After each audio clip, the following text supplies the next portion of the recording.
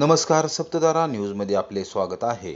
आज शनिवार दिनांक 4 नोव्हेंबर 2023. न्यूज बुलेटिनमध्ये जाणून घेऊया आजच्या ठळक घडामोडी. संपूर्ण सातारा जिल्ह्यात दुष्काळ जाहीर करा. ट्रिगर 2 मध्ये राज्य सरकारने तातडीने सातारा जिल्ह्याचा समावेश करावा. माजी मंत्री आमदार शशिकांत शिंदे यांची मागणी. सातारा जिल्ह्यातील कोरेगाव आणि खटाव तालुक्यांसह सर्वच तालुके दुष्काळाच्या छायेत आहेत.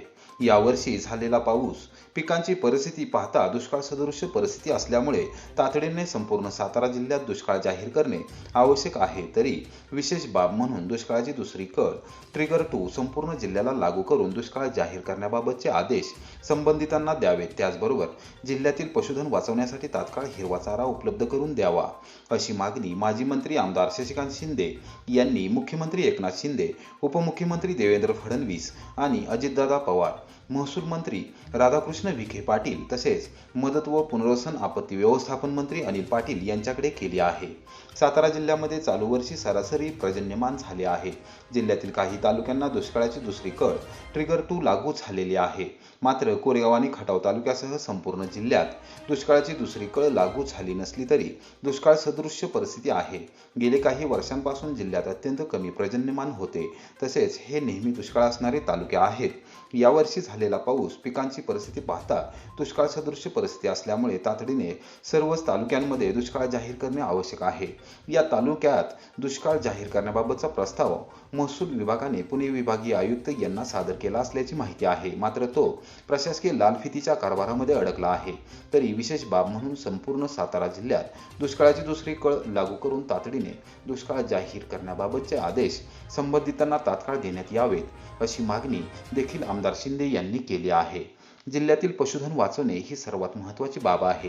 त्या दृष्टीने तात्काळ हिरवा चारा उपलब्ध करून द्यावा, चारा डेपो सुरू करावेत, चारा छावण्या सुरू करण्याबाबतचे धोरण जाहीर करावे, अशा मागण्या देखील आमदार शिंदे यांनी केल्या. हलगर्जीपणा केल्यास जनावरांसह जिल्हाधिकारी कार्यालयावर मोर्चा काढणार, दिला स्पष्ट शब्दात इशारा. मुख्यमंत्र्यांचा जिल्हा म्हणून सातारा जिल्हा ओळखला जातो. मात्र जिल्हा प्रशासन हे दुष्काळाच्या बाबतीत म्हणावे असे सक्रिय नाही.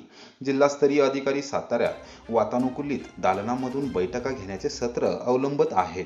मात्र प्रत्यक्षात दुष्काळी तालुक्यांमध्ये जाऊन वस्तुस्थिती पाहत नाहीत.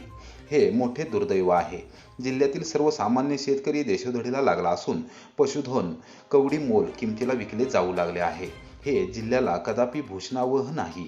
त्यामुळे तातडीने जिल्हा प्रशासनाने दुष्काळाबाबतची उपाययोजना न केल्यास तसेच राज्य सरकारने सातारा जिल्हा हा संपूर्णपणे दुष्काळी जाहीर न केल्यास जिल्ह्यातील पशुधन घेऊन जिल्हाधिकारी कार्यालयावर विराट मोर्चा काढण्यात येईल, असा इशारा आमदार शशिकांत शिंदे यांनी दिला.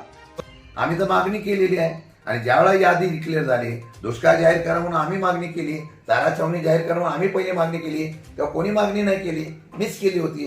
कश कुठला पकडला? तर त्या बाबतीमधली जबाबदारी ही राज्य सरकारची आहे आणि इथल्या प्रशासनाची आहे. त्यामुळे त्यांनी काय निकष ठेवले होते, काय केलं, त्यांना तालुके कमी करायचे असतील का काय, हा त्यांचा प्रश्न आहे. आम्ही मागणी केली होती की दुष्काळ जाहीर करा, चारा छावणी जाहीर करा. आम्ही मागणी केली होती, डीपीडीसी मध्ये मागणी केली, सगळीकडे मागणी आम्ही केलेली आहे. ताबडतोब बैठक या दुष्काळाच्या संदर्भातली ही मागणी करणारे शशिकांत शिंदे पहिला. सोळशीच्या श्री शनेश्वर देवस्थानने केली जिल्ह्यातील शनी भक्तांची दिवाळी गोड. शेकडो लोकांना केलं दीपावली किटचे वितरण.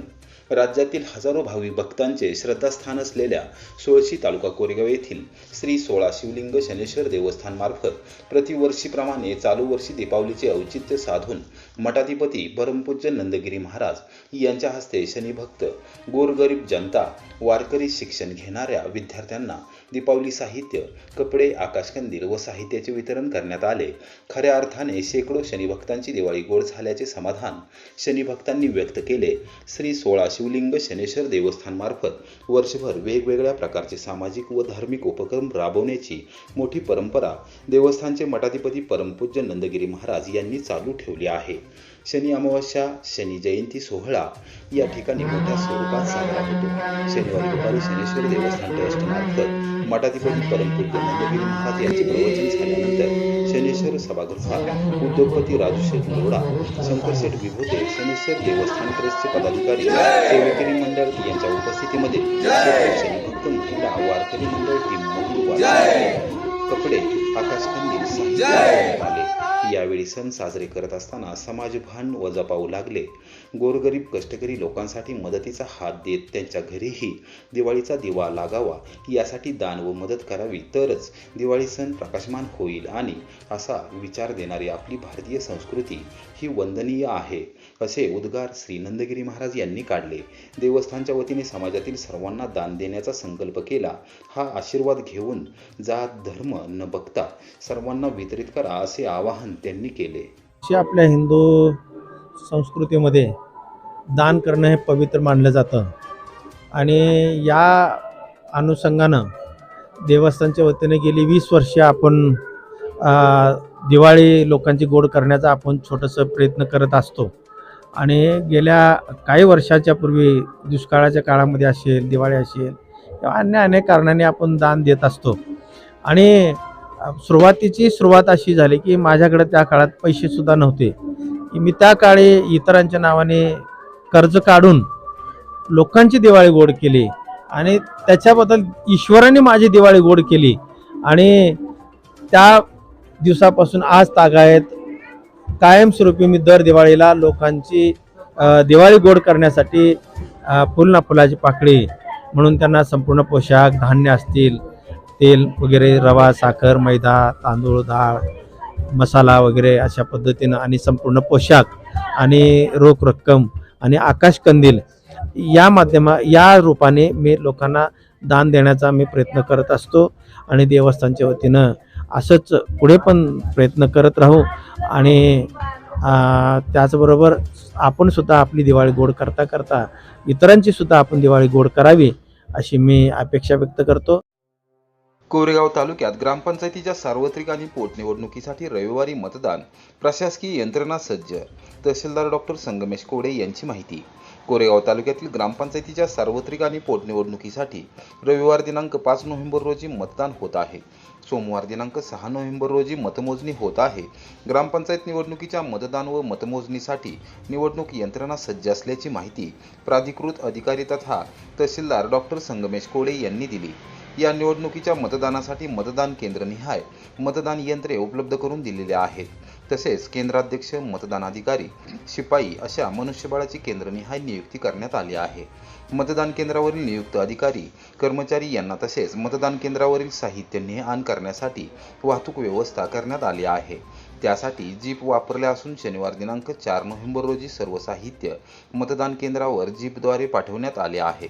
या कामी नायब तहसीलदार मनोज माने, उदयसिंग कदम, अव्वल कारकून PN जाधव, विलास जाधव, नितीन देशमुख यांच्यासह महसूल सहाय्यक यांनी काम पाहिले. निवडणुका असलेल्या गावांमध्ये कायदा व सुव्यवस्थेच्या दृष्टीने काही गावे संवेदनशील आहेत. मतदान केंद्राच्या परिसरामध्ये फौजदारी दंड संहिता कलम 144 लागू करण्यात आले आहे. त्याचा भंग होणार नाही याची सर्वांनी दक्षता घ्यावी. आवश्यक तेथे पोलीस बंदोबस्त ठेवण्यात आलेला आहे. मतदारांनी कोणत्याही प्रलोभनास बळी न पडता निर्भयपणे मतदान करावे व मतदानाची टक्केवारी वाढवावी. मतदानास येताना मतदारांनी विहित केलेल्या 17 ओळखपत्रांपैकी ओळखीचे पुरावे म्हणून आणावेत, असेही आवाहन त्यांनी केले आहे.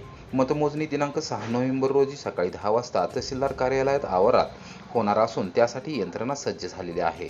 निवडणूक काळात कोणताही अनुचित प्रकार घडू नये यासाठी विशेष प्रयत्न केले जात असून निवडणूक असलेल्या गावांमध्ये पोलीस बंदोबस्त ठेवण्यात आला असल्याचे डॉक्टर कोडे यांनी सांगितले. सातारा जिल्हा प्रशासनाच्या वतीने ग्रामपंचायत निवडणुकीसाठी रविवारी स्थानिक सुट्टी जाहीर. स्थानिक स्वराज्य संस्थांच्या निवडणुका मुक्त, स्वच्छ व पारदर्शक होण्याबरोबरच मतदानाची टक्केवारी वाढण्यासाठी ग्रामपंचायतीच्या निवडणुकीसाठी निवडणूक क्षेत्रात रविवार दिनांक 5 नोव्हेंबर रोजी जिल्हाधिकारी जितेंद्र डुडी यांनी स्थानिक सुट्टी जाहीर केली आहे. या सुट्टीमुळे कोरेगाव तालुक्यात होत असलेल्या ग्रामपंचायतीच्या सार्वत्रिक आणि पोटनिवडणुकीत मतदानाचा टक्का निश्चितपणे वाढण्यास मदत होणार आहे. ग्रामपंचायतीच्या निवडणूक क्षेत्रातील दुकाने, आस्थापना, निवासी हॉटेल, खाद्यगृहे, अन्नगृहे, नाट्यगृहे, व्यापार, औद्योगिक उपक्रम किंवा इतर आस्थापनांमधील कामगारांना रविवार दिनांक 5 नोव्हेंबर रोजी मतदानाचा हक्क बजावण्यासाठी भरपगारी सुट्टी जाहीर करण्यात येत आहे. या आदेशाच्या अनुषंगाने आवश्यक ती उपाययोजना करावी तसेच आदेशाचे काटेकोरपणे अंमलबजावणी केली जाईल याची दक्षता घ्यावी, अशी सूचना जिल्हाधिकारी जितेंद्र डुडी यांनी केली आहे.